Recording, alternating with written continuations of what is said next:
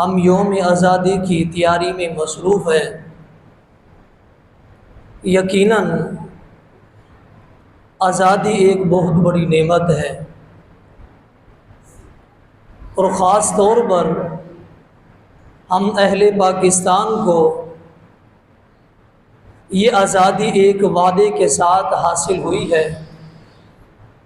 وہ وعدہ، وہ مشروط کلمہ طیبہ ہے، لا الہ الا اللہ محمد الرسول اللہ۔ اس کلمے کی اقامت کے ساتھ اور اس وعدے کے ساتھ یہ آزادی حاصل ہوئی ہے۔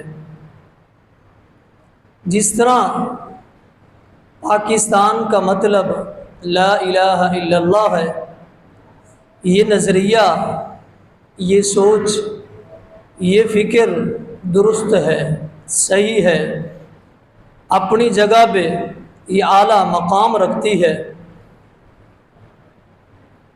اسی طرح ہماری محبت، ہماری الفت اس ملک پاکستان کے ساتھ اس وجہ سے ہے کیونکہ اس ملک کی بنیاد، اس کا اساس کلمہ طیبہ ہے، لا الہ الا اللہ ہے۔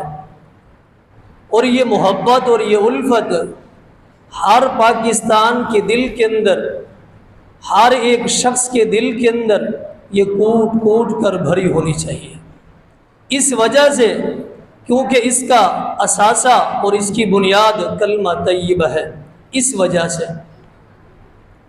اب ضرورت یہ ہے، جس طرح یہ ملک ایک وعدے کے ساتھ حاصل ہوا ہے، کیا ہم اس وعدے کی پاسداری کر رہے ہیں یا نہیں کر رہے؟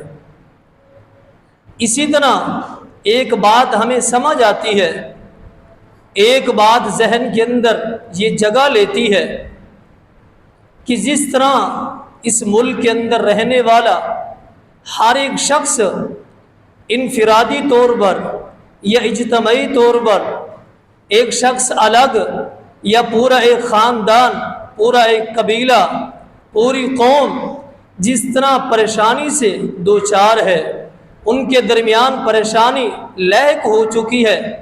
اب اس پریشانی کا حل، اس پریشانی سے نجات جو کہ انفرادی ہے یا اجتماعی ہے، اس کا ایک ہی سبب ہے، وہ ہے کلمہ طیبہ کا پاسداری۔ جس طرح اہل علم نے، اہل مفکر نے، دانشوروں نے پریشانی سے نکلنے کے مختلف اسباب متعین کیے ہیں، مختلف اسباب بتائے ہیں، پریشانی سے نکلنے کے لیے مختلف طریقے بتائے ہیں۔ وہ سارے طریقے، وہ سارے اسباب، وہ سارے راستے بعد میں ہیں۔ سب سے پہلا راستہ اور سب سے پہلی چیز کلمہ طیبہ، یعنی اللہ رب العالمین کا حق توحید ہے۔ اگر اس کی پامالی کی جائے گی، اللہ رب العالمین اس قوم کو ترقی سے دوچار نہیں کریں گے۔ تو پتہ چلتا ہے ساری چیزیں اور سارے راستے جو پریشانی سے نکلنے کے ہیں وہ بعد میں ہیں، کلمہ طیبہ پہلے ہے۔ اور اسی طرح جن قوموں نے، جن لوگوں نے کلمہ طیبہ کی پاسداری کی ہے، توحید کی پاسداری کی ہے، اللہ رب العالمین کا جو بنیادی اور پہلا حق ہے بندوں کے اوپر، لوگوں نے وہ ادا کیا، قوموں نے وہ ادا کیا، اس کی پاسداری کی، اللہ رب العالمین نے ایسی قوموں کو، ایسے لوگوں کو ترقی عطا فرمائی، ایسے لوگوں کو اللہ رب العالمین نے بلندی عطا فرمائی۔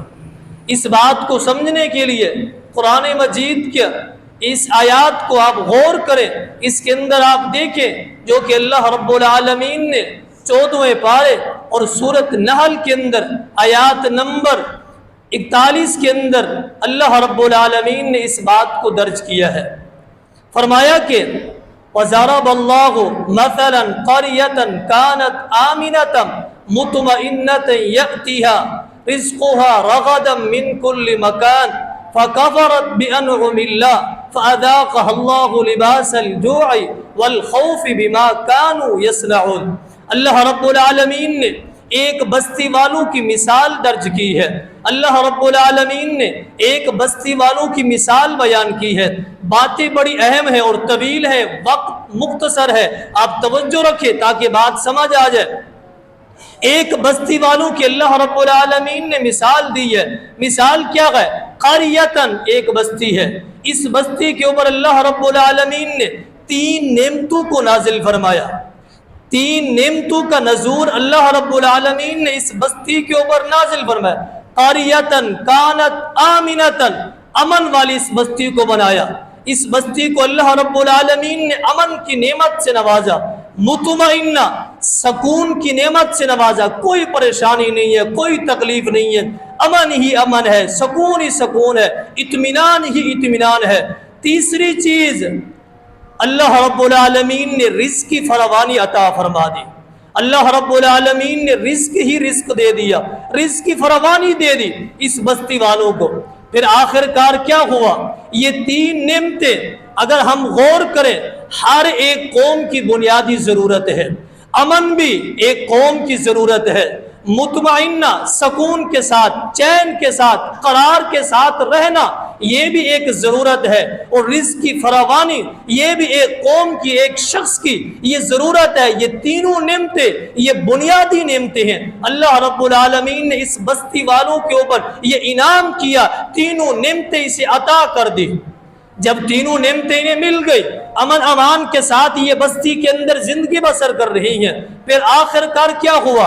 اس بستی کے لوگوں کے دلوں کے اندر ایک بیماری پیدا ہوتی ہے اور ایک مرض پیدا ہوتا ہے۔ وہ مرض کیا ہے؟ فَكَفَرَتْ بِأَنْعُمِ اللَّهِ، اللہ رب العالمین کی نعمتوں کا اچانک سے یہ ناشکری ادا کرنا شروع کر دیتے ہیں، اللہ تعالیٰ کی نعمتوں کی ناشکری شروع کر دیتے ہیں۔ جیسے انہوں نے اللہ تعالیٰ کی نعمتوں کی ناشکری کی، اللہ رب العالمین نے ناشکری کرنے کی وجہ سے اللہ تعالیٰ نے اس قوم کے اوپر 2 عذاب مسلط کر دیے۔ 2 عذاب اللہ تعالیٰ نے مسلط کر دیے۔ وہ 2 عذاب کون سے ہیں؟ لباس الجوع، ایک لباس یعنی بھوک کا لباس اللہ تعالیٰ نے اس قوم کو پہنا دیا، والخوف، دوسرا اس قوم کے اوپر خوف کو مسلط کر دیا، خوف کا لباس پہنا دیا۔ یہاں لفظ لباس کا ذکر اس لیے آیا ہے، جس طرح لباس انسان کے جسم کے ساتھ یہ چمٹ جاتا ہے اور جسم کے ساتھ یہ لگ کے رہتا ہے، اللہ رب العالمین نے اسی طرح چاروں طرف سے، چاروں اطراف سے، چاروں راستوں سے، ہر ایک جگہ سے اس بستی والوں کے اوپر بھوک کو چاروں اطراف سے مسلط کر دیا، کہیں نکلنے کا راستہ ہی نہیں تھا۔ اور اللہ تعالیٰ نے دوسرا عذاب یہ نازل کیا، اس بستی کے اوپر خوف کو مسلط کر دیا، چاروں اطراف میں یہ خوف کے اندر گھیرے ہوئے ہے اور یہ زندگی بسر کر رہی ہیں۔ وجہ کیا بنی تھی؟ سبب کیا بنا تھا؟ اس قوم والوں کی طرف سے ابتدا ہوئی تھی، ابتدا اللہ رب العالمین کی طرف سے نہیں ہوئی، اس قوم والوں کی طرف سے ہوئی۔ اللہ تعالیٰ تو غفور الرحیم ہے، وہ تو رحم کرنے والی ذات ہے، اس نے 3 نعمتوں سے نوازا تھا جو کہ بنیادی اور ضروری ہے، اور ان قوم والوں نے نعمتوں کا انکار کرتے ہوئے اور ان کی ناشکری کرتے ہوئے اللہ رب العالمین نے عذاب سے 2 چار کر دیا۔ تو پتہ کیا چلتا ہے؟ یہ آزادی ایک بہت بڑی نعمت ہے۔ جملے اور دلائل میں پیش کرتا جاؤں گا، آپ نے یہ سوچتے جانا ہے کیا ہم اس کلمے کی پاسداری کر رہے ہیں یا نہیں کر رہے، جس کلمے کے تحت اور جس وعدے کے ساتھ یہ ملک پاکستان ہمیں حاصل ہوا ہے، ہمیں ملا ہے، کیا ہم اس کلمے کی پاسداری کر رہے ہیں یا نہیں کر رہے، اس توحید کی لاج رکھ رہے ہیں یا نہیں۔ اس قوم والوں نے، اس بستی والوں نے ناشکری کا جب آغاز کیا، اللہ رب العالمین کی توحید کے اندر خلل پیدا کر دیا، اللہ تعالیٰ کی توحید کے اندر خلل پیدا کر دیا۔ ناشکری بھی اللہ رب العالمین کی توحید کے برعکس ہے، اللہ تعالیٰ کی توحید کے خلاف ہے۔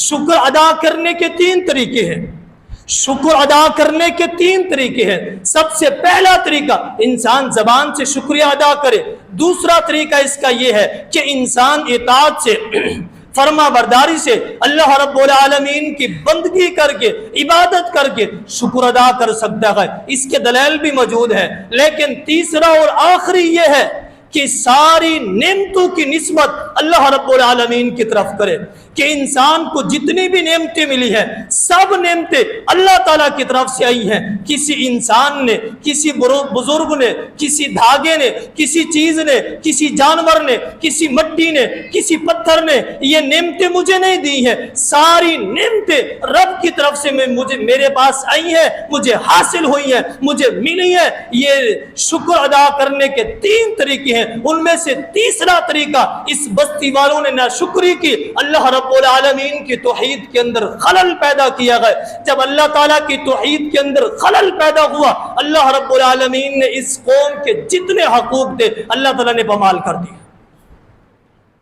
تو پتہ چلتا ہے یہ آزادی بہت بڑی نعمت ہے جو انسان کو اور ملک پاکستان لوگوں کو حاصل ہوئی ہے، یہ ملی ہے، اور اس کی پاسداری کرنا ہماری ذمہ داری ہے۔ اگر بات سمجھنی ہے، دوسری بات آپ دیکھیں، نبی اکرم صلی اللہ علیہ وسلم نے آپ نے 2 ریاستوں کو قائم کیا ہے، 2 ریاستوں کو آپ نے قائم کیا۔ مختصر ان 2 ریاستوں کا ذرا سا ذکر آپ کو سمجھانے کے لیے، ذہن کے اندر بات بٹھانے کے لیے، اپنے آپ کو نصیحت کرنے کے لیے اور اپنے سوئے ہوئے ایمان کو جگانے کے لیے آپ سمجھے بات کو۔ آپ نے 2 ریاستوں کو قائم کیا۔ پہلی ریاست مدینہ منورہ ہے، پھر مکہ کی طرف آئیں گے۔ پہلی ریاست مدینہ منورہ ہے۔ آپ نے یعنی دور جہلیت کے اندر بھی لوگ آ کے بیت اللہ کا حج بھی کیا کرتے تھے، بیت اللہ کی عبادت بھی کیا کرتے تھے۔ نبی اکرم صلی اللہ علیہ وسلم نے نبوت کا اعلان کیا، اب مکہ کے اندر رہ رہی ہیں۔ مدینہ کے انصار کے کچھ لوگ مسلمان ہو چکے تھے، مسلمان ہونے کے بعد بیت اللہ کا حج کرنے آتے ہیں۔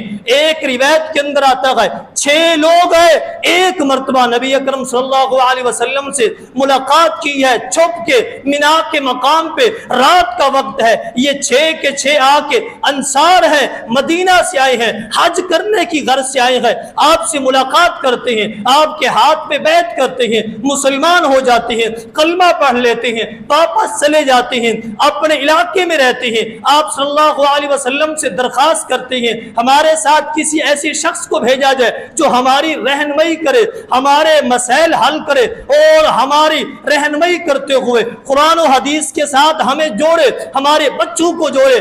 آپ نے بھیج دیا سیدنا مصعب بن عمیر کو رضی اللہ تعالیٰ عنہ، دعوت تبلیغ کا کام کر رہے ہیں۔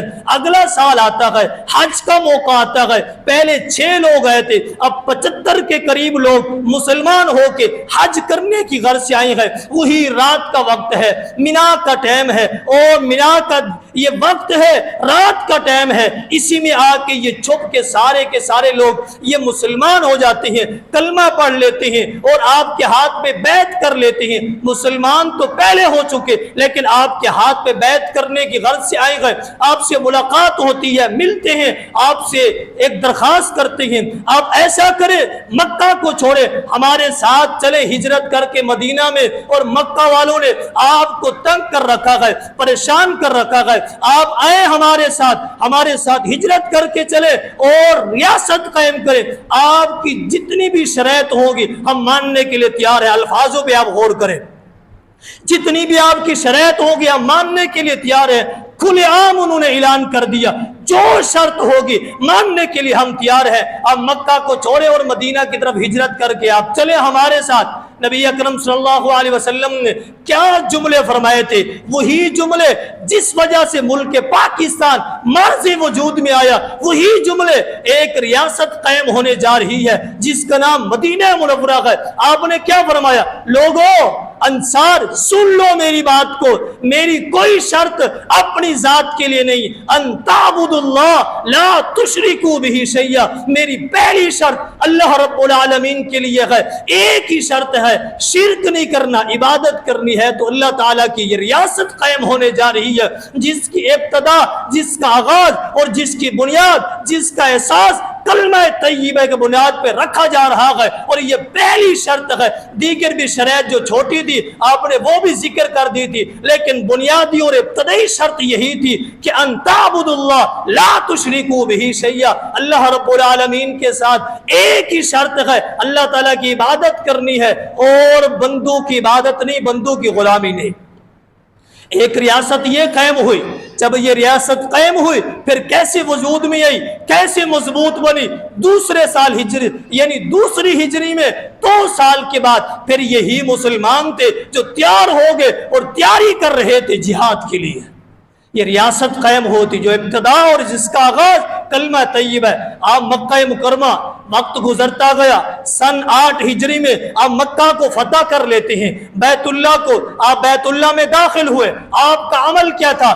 آپ کے ہاتھ میں لاٹھی ہے اور بیت اللہ کے اندر جتنے بھی یہ 307 بت تھے اپنے ہاتھوں سے ان کو اتار رہے ہیں اور اپنی زبان مبارک سے یہ آپ جملے ادا کر رہے تھے، قرآن کی یہ آیات پڑھ رہے تھے جو کہ سورۃ بنی اسرائیل کے اندر موجود ہے۔ وَقُلْ جَاءَ الْحَقُّ وَزَهَقَ الْبَاطِلُ إِنَّ الْبَاطِلَ كَانَ زَهُوقًا۔ اپنی زبان مبارک سے یہ آیات کی تلاوت آپ بار بار کر رہے ہیں اور اپنے ہاتھوں سے بیت اللہ کو پاک کر رہے ہیں۔ جتنے یہ 307 بت ہیں ان سارے بتوں سے آپ پاک کر رہے ہیں بیت اللہ کو۔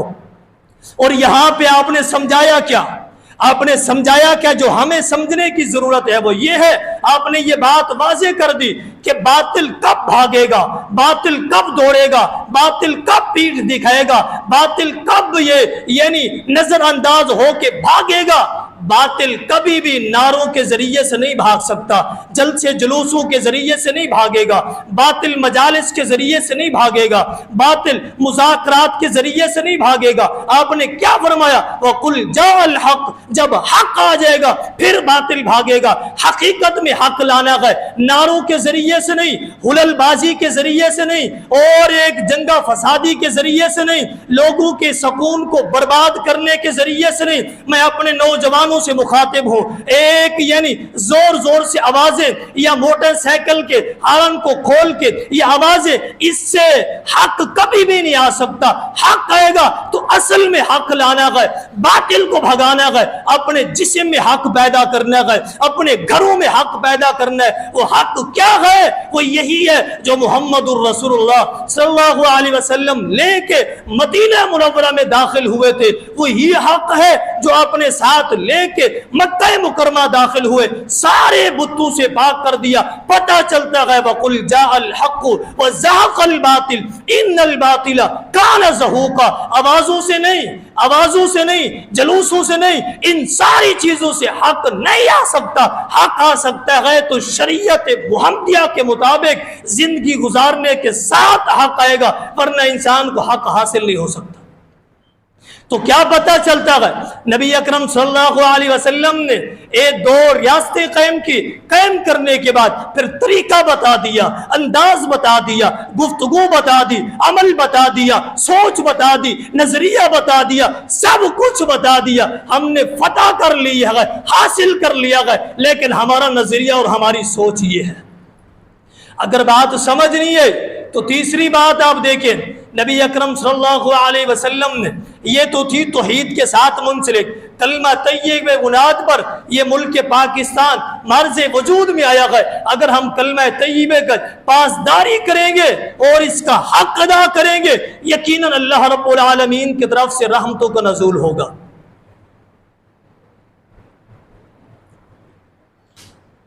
اور ایسے ہی ہے، یہ تو بات تھی توحید کی۔ آئیے دیکھیے، جس غلامی سے اور جس بندگی سے اللہ رب العالمین نے ہمیں آزاد کیا ہے، وہ غلامی تھی، وہ ایک بندگی تھی، وہ لوگوں کے آگے جھکنا تھا۔ اب یاد کریں اس تاریخ کو، لوگوں کے آگے جھکنا، رب تعالیٰ کے آگے نہیں، بتوں کے آگے، لوگوں کے آگے، انہی کی رسم و رواج، انہی کی ثقافت، انہی کا کلچر، انہی کی سوچ لے کے زندگی بسر کر رہے تھے یہ مسلمان۔ اللہ رب العالمین نے یہ آزادی دی ہے، یہ وہی بات ہے، سیم وہی جملہ ہے، وہی جو سیدنا ابو عبیدہ بن جراح رضی اللہ تعالی عنہ نے ایک ایران اور فارس کے کمانڈر کو کہا تھا جب یہ سارے صحابہ کرام ایران اور فارس کو فتح کرنے جا رہے تھے۔ وہاں پہنچے، کفار کی طرف سے کمانڈر کھڑا ہوتا ہے، آ کر کہتا ہے، اے مسلمانوں کے کمانڈر، مسلمانوں کے سردار، آپ جنگ کرنے کے لیے اتنا دور مدینہ سے ہمارے پاس آئے ہیں، کیا ضرورت تھی، کیا غرض تھی، کیا پریشانی تھی، اتنا دور سے چلتے ہوئے ہمارے پاس ہے اور کافی دن ہو گئے جنگ کے اندر مصروف ہے، واپس کیوں نہیں چلے جاتے، کیا وجہ ہے تم یہ جنگ کرنے کے لیے تیار ہو؟ تو سیدنا ابو عبیدہ بن جراح رضی اللہ تعالی عنہ نے کیا تاریخی جملے ارشاد فرمائے تھے، کیا کہتے ہیں؟ اے کمانڈر، کفار کے کمانڈر سن لے، لنخرج العبادۃ العبادہ لرب العبادہ، ایک ہی جملہ فرمایا، اسلم تسلم، مسلمان ہو جاؤ محفوظ ہو جاؤ گے، لنخرج العبادۃ العبادہ لرب العبادہ، ہم اس لیے جنگ کرنے آئے ہیں، اس لیے سفر کر کے آئے ہیں، اس لیے جنگ کرنا چاہتے ہیں، یہ ہمیں تعلیم دی گئی ہے، ہمیں سبق دیا گیا ہے، ہمیں درس دیا گیا ہے، ہم جنگ کر کے ہی جائیں گے، فتح کر کے ہی جائیں گے۔ وجہ کیا ہے، سبب کیا ہے؟ ہمارا نظریہ ایک ہی نظریہ ہے جو ہمیں مسلمانوں کو دیا گیا ہے، لنخرج العبادۃ العبادہ لرب العبادہ، لوگوں کی غلامی سے انسانوں کو نکال کے، انسانوں کی بندگی سے نکال کے، لوگوں کی غلامی سے نکال کے رب تعالیٰ کی غلامی میں لے کے آنا ہے۔ ہمارا ایک ہی مقصد ہے، ہمارا ایک ہی نظریہ ہے جو ہم یہاں سے لے کے ہی جائیں گے، لوگوں کی بندگی سے نکال کے جائیں گے، رب تعالیٰ کی بندگی میں لوگوں کو لگائیں گے۔ یہ سیدنا ابو عبیدہ بن جراح رضی اللہ تعالیٰ عنہ نے یہ سوچ دی ہے، یہ فکر دیا ہے، یہ نظریہ دیا ہے، اور یہی بات ہے، لوگوں کی بندگی سے جب بندہ نکل جائے گا، لوگوں کی غلامی سے نکل جائے گا، رب تعالیٰ کی غلامی میں آئے گا، تو پھر فتح ایسے ملے گی جیسے صحابہ کرام کو فتح حاصل ہوئی تھی۔ صحابہ کرام کو جیسے فتح ملی پھر ایسی فتح ملی۔ اگر بات سمجھ نہیں ہے تو آگے دیکھیں، فرعون نے بنی اسرائیل کو غلام بنا کے رکھا ہوا تھا۔ قرآن کے مختلف مقامات پر کتب حدیث کے اندر یہ واقعات درج ہے۔ فرعون نے بنی اسرائیل کو غلام بنا کے اپنی بندگی میں لگا کے رکھا ہوا۔ کیا بندگی تھی؟ یستحیون نساءکم، ان کی عورتوں کو چھوڑ دیتا، ویذهبون ابناءکم، ان کے مردوں کو زندہ یعنی قتل کر دیتا، ختم کر دیتا، غلامی میں لے کے رکھا ہوا تھا۔ اللہ رب العالمین نے موسیٰ علیہ السلام کو نبی بنا کے بھیجا، اور فرعون کی طرف، ان کی قوم والوں کی طرف، بنی اسرائیل کی طرف نبی بنا کے بھیجا۔ موسیٰ علیہ السلام کو یہ پیغام دیا گیا کہ فرعون کی غلامی سے لوگوں کو نکالنا ہے، فرعون کی بندگی سے لوگوں کو نکالنا ہے، بنی اسرائیل کو نکالنا ہے، رب تعالیٰ کی بندگی میں لگانا ہے۔ ایک وقت ایسا بھی تھا، اللہ رب العالمین نے فرعون اور آل فرعون کو غرق کیا۔ موسیٰ علیہ السلام کو اللہ رب العالمین نے اس دریائے نیل سے پار کروایا، اللہ رب العالمین نے نجات دی، اور فرعون کو یہاں اللہ تعالیٰ نے غرق کیا تھا۔ پھر غرق کرنے کے بعد اور بنی اسرائیل کو نجات ملنے کے بعد جیسے آگے نکلے، باہر آئے اور یہ پار ہو گئے، اللہ رب العالمین نے پھر بنی اسرائیل سے وعدہ لیا۔ اللہ تعالیٰ نے کیا وعدہ لیا؟ فرمایا کہ لئن اقمتم الصلاۃ وآتیتم الزکاۃ وان اقرضوا اللہ قرضا حسنا، بنی اسرائیل کے لوگوں یاد رکھنا میں نے تمہیں اس غلامی سے نکالا ہے، جو فرعون تمہیں غلام بنا کے رکھا ہوا تھا، اس نے اپنی بندگی میں لگا کے، اور تمہاری زندگی خوف والی زندگی تھی، تمہاری زندگی بے سکون والی زندگی تھی، میں نے تمہیں نکالا ہے، لیکن یاد رکھیں میرا آپ کے ساتھ یہ وعدہ ہے، میرا عہد ہے جو میں آپ سے لے رہا ہوں۔ بنی اسرائیل کو اللہ رب العالمین نے یہ حکم دیا ہے، لئن اقمتم الصلاۃ، جانے کے بعد، آزادی پانے کے بعد ایک کام کرو گے، کیا ہے؟ اقمتم الصلاۃ، نماز قائم کرو گے، وآتوا الزکاۃ، زکات ادا کرو گے، اللہ رب العالمین کو قرض حسنہ دو گے، یعنی لوگوں کی آپ مدد کرو گے۔ اللہ رب العالمین نے یہ وعدہ لے لیا۔ بنی اسرائیل سے وعدہ لینے کے بعد پھر بنی اسرائیل کے لوگوں نے اس وعدے کی پاسداری نہیں کی، اس وعدے کو چھوڑ دیا ہے، اس کے حق تلفی کر دیا ہے۔ پھر اللہ رب العالمین نے کیا فرمایا؟ فَبِمَا نَقْضِهِمْ مِيثَاقَهُمْ لَعَنَّاهُمْ وَجَعَلْنَا قُلُوبَهُمْ قَاسِيَةً، پھر اس قوم والوں کے اوپر اللہ تعالیٰ نے عذاب کو مسلط کر دیا۔ ہمیں بھی اللہ تعالیٰ نے ملک پاکستان دیا ہے، دہرا رہا ہوں شاید کے ذہن کے اندر بات آ جائے، ایک وعدے کے تحت دیا، بنی اسرائیل کو بھی آزاد کیا تھا، فرعون کے چنگل سے اللہ تعالیٰ نے وعدہ اور عہد لیا تھا پھر فرعون اہل موسیٰ نے اور بنی اسرائیل نے اس وعدے کی پاسداری نہیں کی. پھر اللہ رب العالمین نے کیا فرمایا؟ لعنہ، اللہ تعالیٰ نے اس قوم کے اوپر لعنت کو نازل فرما دیا. وَجَعَلْنَا قُلُوبَهُمْ قَاسِيَةً، یہ ایک عذاب تھا، لعنت نازل ہو گئی. دوسرا عذاب قُلُوبَهُمْ قَاسِيَةً، دلوں کو سخت کر دیا. اللہ تعالیٰ نے بنی اسرائیل کے قوم کے دلوں کو سخت کر دیا. ایک قرات تو یہ ہے وَجَعَلْنَا قُلُوبَهُمْ قَاسِيَةً، ایک قرات تو یہ ہے ان کے دلوں کو چورا چورا کر دیا. ایک دوسرے کے لیے ٹوٹے ہوئے تھے، ایک دوسرے کو سمجھتے نہیں تھے. یہ اللہ رب العالمین کی طرف سے یہ عذاب تھا. پھر آگے کیا فرمایا؟ یحرفون الکلمہ، یہ اللہ تعالیٰ نے اس قوم کے اوپر عذاب نازل کیا. یحرفون الکلمہ، اپنے کلمات کو یہ تبدیل کرتے تھے، توڑ موڑ کے یہ پیش کرتے تھے، حق کو چھپا کے یہ پیش کرتے تھے، اس انداز میں پیش کرتے. آج بھی کوئی شخص کسی کو مطمئن کرنے کے لیے توڑ موڑ کے الفاظ لیتا ہے، اپنی باتوں کو بناوٹی الفاظ لیتا ہے اور یہ سمجھانے والوں کو سمجھا دیتا ہے. سمجھ لے اللہ تعالیٰ کی طرف سے یہ عذاب ہے جو بنی اسرائیل کے اوپر نازل ہوا تھا. یحرفون الکلمہ، کلمے کو وہ تبدیل کر لیتے تھے، اپنی مرضی سے لے لیتے تھے. ایک مثال بطور سمجھانے کے لیے یہ بھی ہے، اللہ رب العالمین نے اس قوم کے اوپر یہ حکم نازل کیا، اگر کوئی شخص بدکاری کرے گا، زنا کرے گا، اس کو رجم کر دیا جائے گا. اس قوم کے اوپر یہ اصول تھا، اگر اس قوم کے اندر کوئی وڈیرا، کوئی بڑا شخص، چودھری، اگر وہ بدکاری کر دیتا اسے چھوڑ دیتے تھے، کہتے تھے کہ یہ بڑا شخص ہے. یہی بات ہے یحرفون الکلمہ، آج جو ہم کر رہے ہیں وہی بنی اسرائیل کرتے تھے. جو بنی اسرائیل کے اوپر عذاب نازل ہوا، ہم انتظار کریں اگر ایسے کرتے رہے اللہ رب العالمین کی طرف سے یہ عذاب نازل ہو جائے گا. یحرفون الکلمہ عن مواضعہ ونسوا حظا مما ذکروا بہ، اللہ نے ان کے ذہنوں کے اندر جو باتیں تھی بھلوا دی.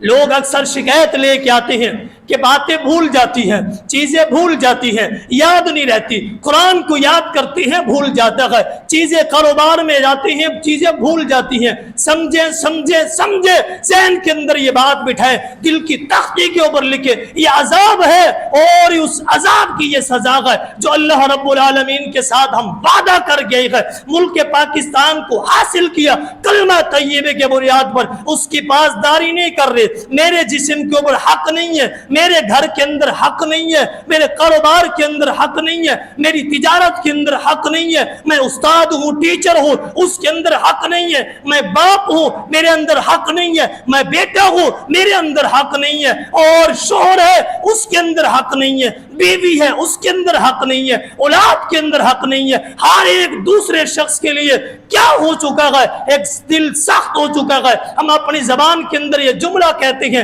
لگتا ہے خون سفید ہو چکا ہے. باتیں سمجھ نہیں آتی، وجہ کیا تھی، سبب کیا تھا، بنیاد کیا تھی جو قرآن کے اندر یہ بات درج کر دی ہے. لوگوں کے دل سخت کیوں ہوئے؟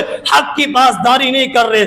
اپنے جو حق میرے اوپر لاگو تھا اس کی پاسداری ہم نہیں کر رہے. دل تو سخت ہونے ہیں، کلموں کے اوپر عذاب تو آنا ہی ہے. اللہ تعالیٰ نے ذہن کے اندر باتوں کو تو بھلوانا ہی ہے. زبان کے اوپر حق جاری نہیں ہوگا، اللہ تعالیٰ نے سزا تو دینی ہی ہے. کلمہ طیبہ بنیاد ہے سارے مسائل کا حل. کلمہ طیبہ بنیاد ہے پریشانیوں کا حل. کلمہ طیبہ بنیاد ہے ہر ایک تکلیف کا حل. اللہ رب العالمین کی بندگی میں آ جائے، اللہ تعالیٰ ساری پریشانیاں ختم کر دیں گے. کیوں؟ اللہ تعالیٰ کا وعدہ ہے. اللہ رب العالمین کی بات وقولا حق، اللہ تعالیٰ کی بات حق ہے. سب سے زیادہ سچی ذات اللہ تعالیٰ کی ہے. اس نے وعدہ کیا ہے کبھی بھی میں تمہارے حقوقوں کو پامال نہیں کروں گا. شرط یہ ہے، شرط یہ ہے، شرط یہ ہے، اگر میری توحید کو تم نے اب روک دیا، پس پش ڈال دیا، اس کے حق کو پامال کر دیا، تو یاد رکھے میں تمہارے حق کو پامال کر دوں گا. اللہ رب العالمین نے یہ وعدہ کیا ہے تو ہمارے ساتھ بھی یہ ضروری ہے.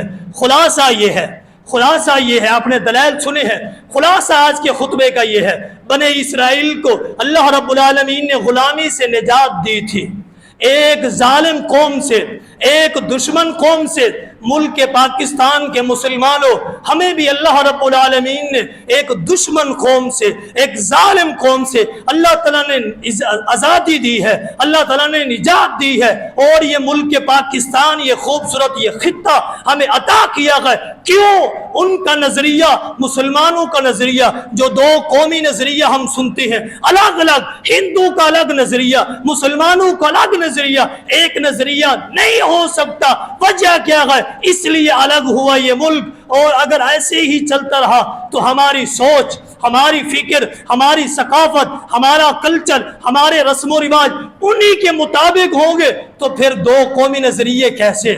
پھر دو قومی نظریے، ہماری خوشی غمی ہم خود دیکھیں، خوشی غمی ان کی ثقافت کے مطابق ہے، ہمارا یہ آزادی منانا، کلچر منانا ان کی خوشی کے مطابق، ان کے رسم و رواج کے مطابق ہے، یہ شریعت محمدیہ کے مطابق ہے۔ یہ سوال میرے نوجوانوں کے پاس یہ چھوڑ کے جا رہا ہوں، بزرگوں، ساتھیوں، دوستوں، بھائیوں، میری ماں اور بہنوں، اپنے گھر کے اندر جا کے ہم نے دیکھنا ہے ہمارے رسم و رواج، رسومات، ثقافت، کلچر شریعت کے مطابق ہے یا انہی کے مطابق ہے جس سے آزادی ملی ہے۔